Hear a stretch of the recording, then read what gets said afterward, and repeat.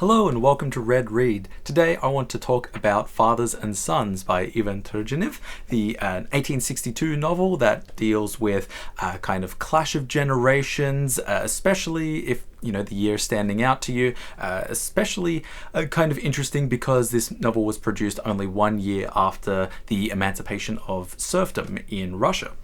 As I usually do in this channel, in these videos, I will talk about general ideas, what the book is about. I'll focus in on some themes that I really enjoyed. So I want to talk about the use of narrator voice and the way that Turgenev was able to create these kind of slightly hyper-realistic caricatures in order to emphasize or bring out these themes or these ideals. And then I will go through just sort of my reading annotations and read out some extracts and maybe see if I can use that as a springboard to talk about any more ideas. But the idea of the novel, Fathers and Sons, essentially follows the story of two people. Arkady, who is a university graduate, he's been away studying for a while, but he's about to come back home. The novel opens with his father and the sort of kind of maid, house, manservant, Peter, sitting at a bar waiting for him. And then when he finally arrives home, his father is very ecstatic and runs up to greet him. But it turns out that Arkady is not alone. He has brought his friend Batsarov, who is a bit older, a bit of a radical. He's a self-proclaimed nihilist who doesn't believe in taking anything as kind of pre-established aristocracy, liberalism, principles, etc. He's just a great big skeptic, and this is very kind of just personifying, of course, the ideas of the changing generation, sort of rejecting the views of the old. But yeah, the story is pretty much Arkady and Batsarov going through, and Batsarov just being this chaotic element coming and butting heads with every single person. And he's sort of this neutral, nothing nihilist character, because then any other character who has an opinion or a view suddenly gets on guard and starts to defend it. And so it's really a kind of excellent device for Turgenev to just say hey, how could I paint pictures of all of these people's different ideas and emphasize them? And it's well, what if you have a character or an element that rejects all of them? And yeah, that pretty much just goes through till the end of the book. From this point, might start talking spoilers, so please keep that in mind if you want to read the book. I do recommend it, and this translation that I got this edition that I got was translated by Peter Carson, and the introduction by Rosamund Bartlett. I really liked it, and I thought it was very, very smooth and good. So yeah, couldn't recommend that. Couldn't recommend that enough. Now starting to talk about specific ideas. So what I really liked, like I said, I very much liked the narrator voice, and that the narrator is not a kind of impersonal, godlike, camera-like figure, and the narrator gets established as sort of their own conscious character who is sitting and telling the story of what happened. Specifically, they are also telling the story in a setting that is after what's happened in 1862. So the story takes place in sort of 1859, and it's really, really leading up to this kind of societal upheaval. But some clues, that the narrator is a kind of conscious person. We get introduced first to the father, Nikolai, and also Peter, his a manservant. I was right in it being a manservant, but then he's kind of just sitting down, and the narrator says, "Let us acquaint the reader with him," while he is sitting with his feet tucked in beneath him and looking thoughtfully around, and then just goes into the story of Nikolai Petrovich, who is Arkady's father. And yeah, so we get a narrator who has a kind of conscious personality, and what I really, really loved about that is that there are times when I think Turgenev is really able to use it to sort of push and kind of really make caricatures of all of the characters, because then the narrator can just sort of be like, get a load of this guy, or having those sort of breakaways where you're not really meant to just think that any character is objectively right. It's all just a story that's being told.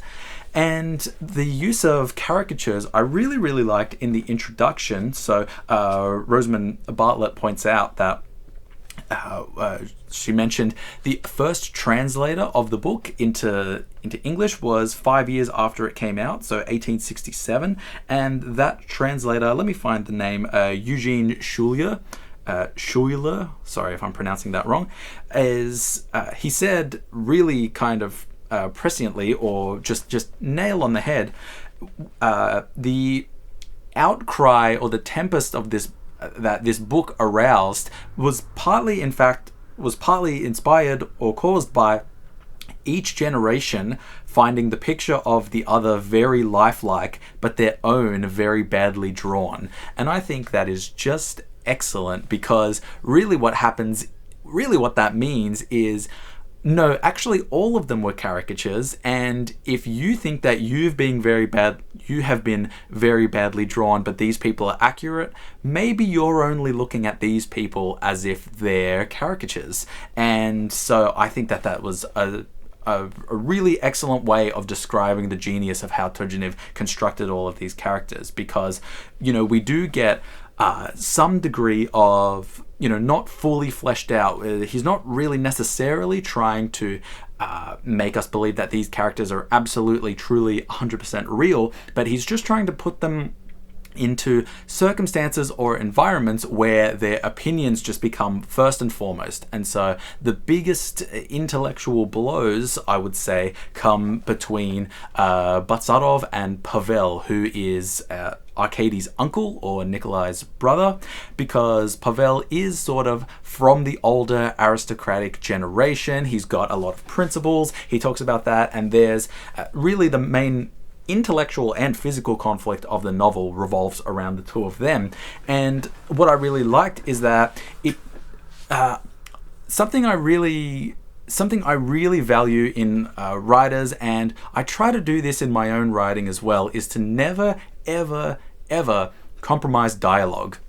So if you're describing something, or if you're just setting plot or landscape or whatever, or writing transitions, maybe you can fudge that and just say, oh yeah, I'll go back and revise that later. But I try to just never, ever write dialogue that is not like close to being the final draft.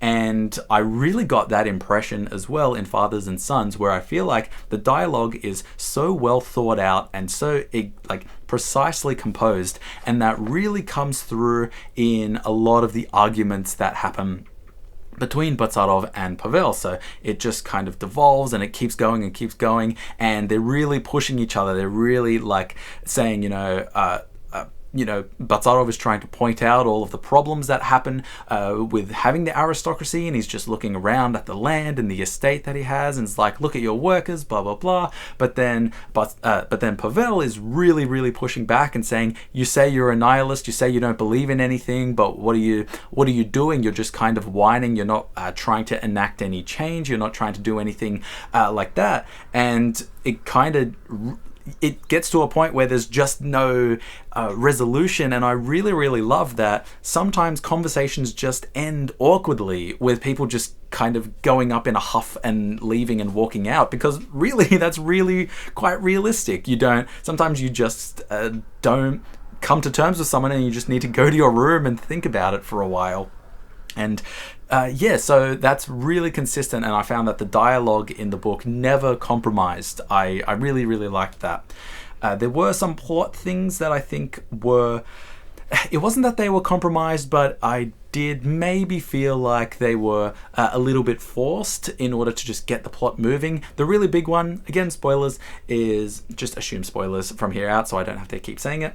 The big one was that Batsarov and Pavel physically come to blows because of Batsarov kind of basically forcing himself on and kissing Fenechka, who is Nikolai's not a wife technically, like the mother of a child, but he just didn't marry her for reasons, and he eventually does, which is great. But that was a scene where I felt like it was, in some degree, it was kind of a fall or like a temptation, a breaking in the principle, in the being principled in his principlelessness of Batsarov, who kind of falls to temptation to just be like, I'm going to like actually do something. I'm going to try and sort of break and cause some mayhem, as opposed to just doing it and as opposed to just talking about it. But it did come across as a little bit like, maybe it kind of was in there to just force the book along. Anyway, the only other specific thing that I wanted to talk about was just that I think it was really, really commendable for Turgenev to produce the work so quickly. Obviously, he was working on it throughout, but the fact that this book came out only 1 year after the emancipation of the serfs, and it became such a big success, I think is, it's really quite an amazing work. I'm going to start jumping in and just reading extracts from the book and some ways of sort of piercing into the insecurities of like a kind of younger, overconfident person. This is Turgenev talking through the narrator voice. At first, Arkady's voice had trembled. He felt himself being magnanimous, yet at the same time he realized he was more or less giving his father a lecture. But a man is strongly affected by the sound of his own speeches, and Arkady spoke these words firmly, even dramatically. And it's I like that because it's one of those just really one of the kind of penetrating into the kernels, and if you've been really supporting and buying what Arkady is saying, the narrator isn't shy in criticizing key areas or key things. And I just loved, I highlighted this later, of Pavel Petrovich saying about Batsarov, he doesn't believe in principles, but he does believe in frogs, because all Batsarov does is sort of dissect frogs, and under the claims that he'll be able to use it to understand the inner workings of people. And a little bit, pretty soon after that, Pavel is just talking to his brother, and they're talking about, like, they're just kind of responding to having been near this nihilistic entity. And Pavel says, "Yes, it's a pity to have been living like this for 5 years in the country, far away from great minds. You just become an utter fool. You try not to forget what you've been taught, and then, whoosh, it turns out it's all nonsense, and you're told that sensible people don't bother anymore with such rubbish, and that you're just a backward idiot. What can one do? The young are clearly cleverer than we are." And also, so a correction, that is actually happening. That's something that Pavel says to Batsarov. It's in the middle of a conversation. But it's just one of these ideas that, like, if you've ever kind of come to blows with an older family member who has some different ideas to you, it's so amazing how detectable this sort of rhetoric or this dialogue is, despite this book being 160 years old. And another, similar to how pointing out a kind of sad but true quality of Arkady, now the narrator is talking about this for Pavel. Pavel, on the other hand, was a lonely bachelor and was coming to that troubled twilight time, a time of regrets that resemble hopes, of hopes that resemble regrets, when youth is past but old age has not yet come. And, of course, just so clearly talking about the kind of coming the aristocracy realizing that, we're kind of only holding on just by the skin of our teeth because lots of things are changing. And this is something I loved so much. I thought that, on the one hand, one of the things I originally didn't like about the novel was how background or just neglected the mothers are, and because it does sort of just reek of, like, not being able to write an interesting female character. But what I think sort of saved that was that he really just was able to dial up the affection of the fathers. And of course, like, the book is fathers and sons, or fathers and children, but just this idea, of like, in the very beginning, we've got Nikolai like jumping up in joy and waving his hands to see that his son is coming home. And what I thought was, it was almost this like like hyper affectionate that was probably not suitable at the time, but fathers thinking back would probably have rewritten history in their head to say like, yeah, no, I was affectionate to my son. And so that was just one of those ideas where I think maybe a young person reading about a father like that is like, no, that's just absurd. My father would never act like that. But then the father would be like, yeah, of course I was like that. A really clever device, and the reason I'm mentioning it is because there's this scene where so Batsarov doesn't believe in art or nature, and he kind of criticizes Arkadiy's father, Nikolai, for, reading poetry of Eugene Onegin and playing the cello. And it's just all of these things that it's like, if if in that time you had a father who was that open to like art and culture, it would be really amazing. But then there's a scene where, like a child, like a father criticizing a child, Arkady walks up to his dad, picks up a poetry book and just puts a science book in his hand and then walks away. Nikolai later on says, he tried to read it and he says, either I'm stupid or it's all nonsense. It must be I'm stupid. And just one of those lines that really makes I love the father's characters so much. It's like Arkadiy's father and also Batsarov's father, who gets introduced quite a bit later in the book. Batsarov is kind of tactically avoiding going back home, and I think it's kind of obvious to see why once you get there. And this kind of mirrors or harkens into Turgenev himself, sort of, or something that was said in the introduction. Turgenev himself kind of knew that he was part of the dying generation, and he encapsulates this in another speech by Nikolai, Arkadiy's father. Do you know, brother, what I've remembered? I once had a quarrel with our dead mama. She shouted and wouldn't listen to me. In the end, I said to her, you can't understand me. We belong to two different generations. She was terribly offended, but I thought to myself, what's one to do? The pill is bitter, but it has to be swallowed. Now our turn has come, and our heirs can say to us, you don't belong to our generation, swallow the pill. An idea that I liked that the symbolism of the baby Mitya being calmed by only Batsarov and everybody else was sort of this kind of symbol or idea of how nihilism is just so attractive and calming and soothing to the new generation, but like everybody else, the baby just gets rowdy and starts crying. I thought that was a kind of clever little thing of a way to use a baby character. And an idea maybe to just slightly backpedal and to give Turgenev some credit. I feel like he can and he does create a kind of fleshed out female character, and this is in a section where he's describing the story of Anna Sergeyevna, who becomes kind of an intellectual soulmate for Batsarov, but in the sense that they're both independent, and so they kind of could by definition never fit or connect together. This is Turgenev describing her. If she hadn't been rich and independent, perhaps she would have joined the fray and known passion. But she had an easy life, although she was sometimes bored, and she went on living day after unhurried day, only occasionally prey to anxiety.